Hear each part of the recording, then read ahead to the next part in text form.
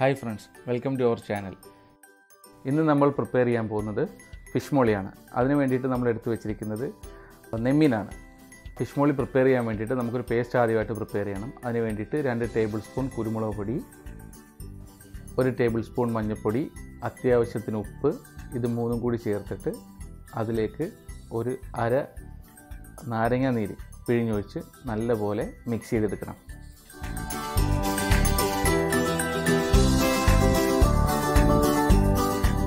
അപ്പോൾ നമ്മൾ ഈ പ്രിപ്പയർ വെച്ചിരിക്കുന്ന പേസ്റ്റിലേക്ക് നെയ്മീൻ എടുത്ത് നന്നായി തേച്ച് പിടിപ്പിച്ച് 20 മിനിറ്റ് വരെ അത് നമ്മളൊന്ന് സെറ്റാകാൻ വേണ്ടിയിട്ട് വെക്കുക.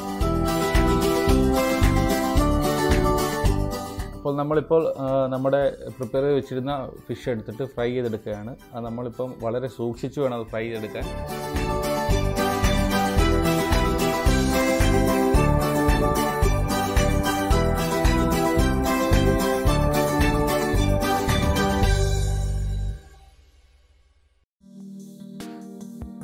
അപ്പോൾ നമ്മൾ ഹാഫ് ഫ്രൈ ആക്കി എടുക്കാനാണ് നമ്മളിപ്പോൾ ഉദ്ദേശിച്ചിരിക്കുന്നത്. അത് നമ്മുടെ മീൻ തിരിച്ചിടുമ്പോഴത്തേക്ക് വളരെ കെയർഫുള്ളായിട്ട് വേണം തിരിച്ചിടാൻ. ഫിഷ് മോളിയുടെ ഒരു പ്രത്യേകത എന്ന് വെച്ച് കഴിഞ്ഞാൽ ഇത് കഴിക്കുമ്പോൾ ഈ ഫിഷ് നമുക്ക് പൊടിയാതെ കിട്ടണം. അതാണ് നമ്മുടെ ഫിഷ് മോളിയിൽ നമ്മൾ ഉദ്ദേശിക്കുന്നത്.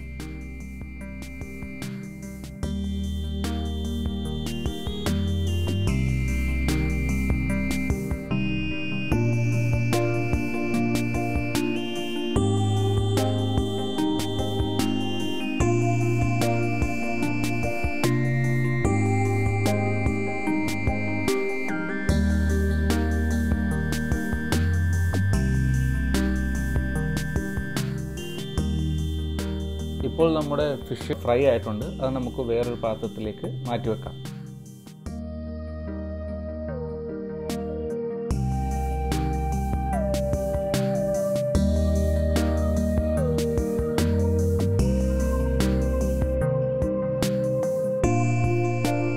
അപ്പോൾ നമ്മൾ ഫിഷൊക്കെ മാറ്റി വെച്ചിട്ടുണ്ട്. ഇനി നമുക്ക് അതിന് വേണ്ടിയിട്ടുള്ള മസാല പ്രിപ്പയർ ചെയ്യാം. അതിന് വേണ്ടിയിട്ട് നമ്മളിവിടെ എടുത്തേക്കുന്നത് കുറച്ച് വെളുത്തുള്ളി, ഇഞ്ചി, സവാള, പച്ചമുളക്.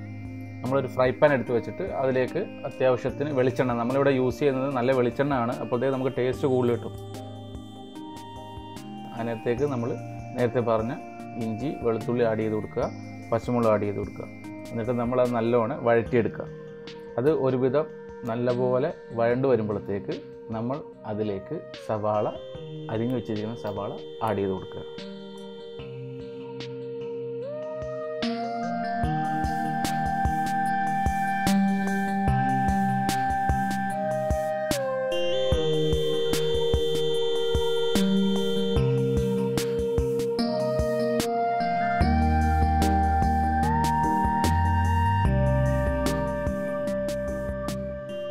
നമുക്കിത് നല്ലപോലെ വഴറ്റിയെടുക്കണം. അതിലേക്ക് ഒരു ഹാഫ് ടേബിൾ സ്പൂൺ മഞ്ഞൾപ്പൊടി, 1 ടേബിൾ സ്പൂൺ കുരുമുളക് പൊടി ആഡ് ചെയ്തിട്ട് ഒരു 10 മിനിറ്റ് മുതൽ 15 മിനിറ്റ് വരെ നമുക്കിത് വഴണ്ട് വരാൻ വേണ്ടിയിട്ട് ടൈം എടുക്കും. ആ സമയം കൊണ്ട് നമുക്ക് ഇതിലേക്ക് ആഡ് ചെയ്യാനുള്ള തേങ്ങാപ്പാൽ പ്രിപ്പയർ ചെയ്തെടുക്കാം.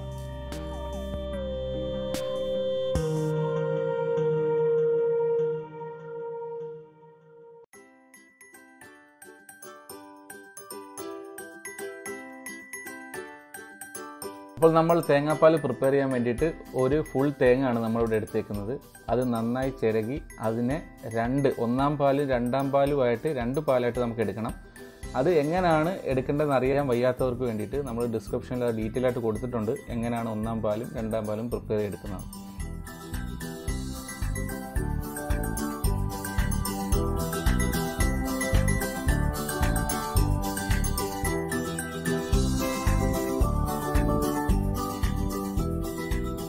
ഇപ്പോൾ നമ്മുടെ മസാല നല്ലപോലെ വഴണ്ട് വന്നിട്ടുണ്ട്. അതിലേക്ക് നമ്മൾ നേരത്തെ പ്രിപ്പയർ ചെയ്ത് ഹാഫ് ഫ്രൈ ചെയ്ത് വെച്ചിരിക്കുന്ന ഫിഷ് നമ്മൾ 1 ബൈ 1 ആയിട്ട് ആഡ് ചെയ്ത് കൊടുക്കണം.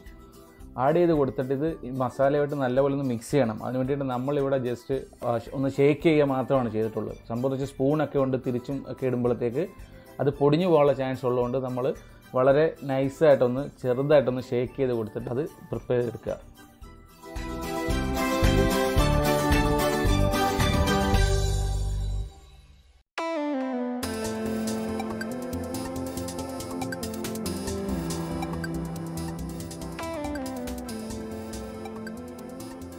ഇത് നമ്മുടെ ഒന്നാം പാലാണ്, ഇത് നമ്മുടെ രണ്ടാം പാലാണ്. അപ്പോൾ നമ്മൾ പാല് പ്രിപ്പയർ ചെയ്ത് വെച്ചിട്ടുണ്ട്. ഇപ്പോൾ ഏകദേശം നമ്മൾ നേരത്തെ കുക്ക് ചെയ്യാൻ വെച്ചിരുന്ന ഫിഷ് ഒരുവിധം വെന്ത് വന്നിട്ടുണ്ട്. അതിലേക്ക് നമ്മൾ രണ്ടാം പാല് നമ്മൾ ആദ്യം നമ്മൾ ആഡ് ചെയ്യുന്ന രണ്ടാം പാലാണ് നമ്മൾ ആഡ് ചെയ്ത് കൊടുക്കുക.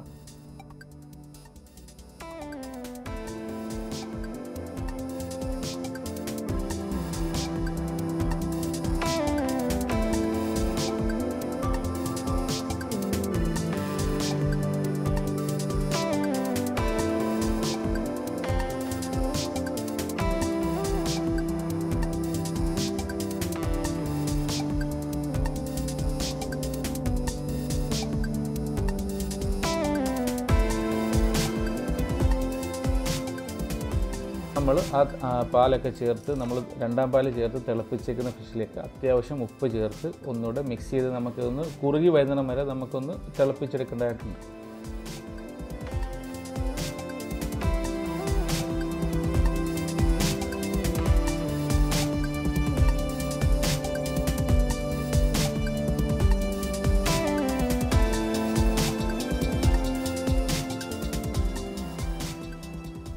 ഇപ്പോൾ നമ്മുടെ ഫിഷ് മോളി രണ്ടാം പാലിൽ ഒരുവിധം നല്ല പോലെ കുറുകി പറ്റി വന്നിട്ടുണ്ട്.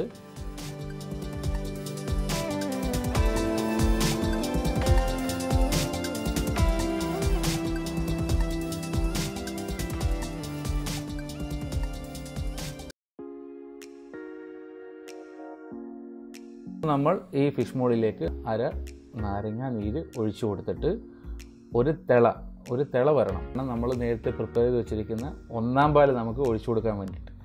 അതുപോലെ നമ്മൾ ഇതിനകത്ത് നാരങ്ങ നീര് ഒഴിച്ചു കൊടുത്തിട്ട് നല്ലപോലെ ഒന്ന് മിക്സ് ചെയ്യാൻ വേണ്ടിയിട്ട് ഒന്ന് ഷേക്ക് ചെയ്യുക.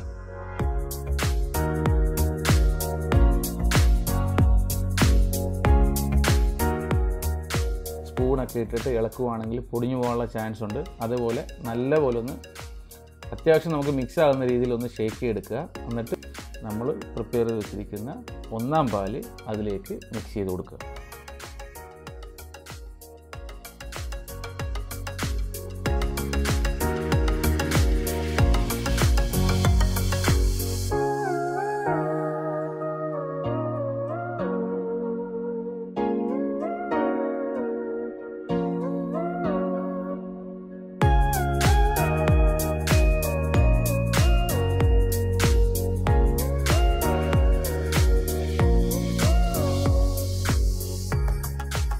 ഒന്നാം പാൽ ചേർത്ത് വെച്ചിരുന്ന ഫിഷ് മോളി ഒരു തിള വരുമ്പോഴത്തേക്കും നമ്മുടെ ഫിഷ് മോളി റെഡി ആയിരിക്കും. ഈ സമയം കൊണ്ട് നിങ്ങൾക്ക് ടേസ്റ്റ് നോക്കിയിട്ട് നിങ്ങൾക്ക് ഉപ്പ് ആവശ്യത്തിന് ഇനിയും വേണമെന്നുണ്ടെങ്കിൽ നിങ്ങൾക്ക് ഉപ്പ് ചേർക്കാം.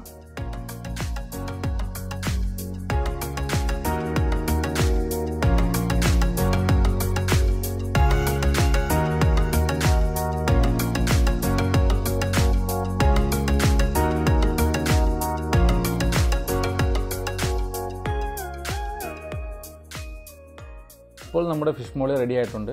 ഇത് ചൂട് ഒന്ന് പോയതിന് ശേഷം ഉപയോഗിക്കുകയാണെങ്കിൽ ടേസ്റ്റ് നല്ലപോലെ നമുക്ക് അറിയാൻ പറ്റും. ഫിഷ് മോളി എപ്പോഴും ചൂട് മാറിയിട്ട് കഴിക്കാനാണ് ഇൻട്രസ്റ്റും, എല്ലാവർക്കും അങ്ങനെ കഴിക്കാനാണ് താല്പര്യവും.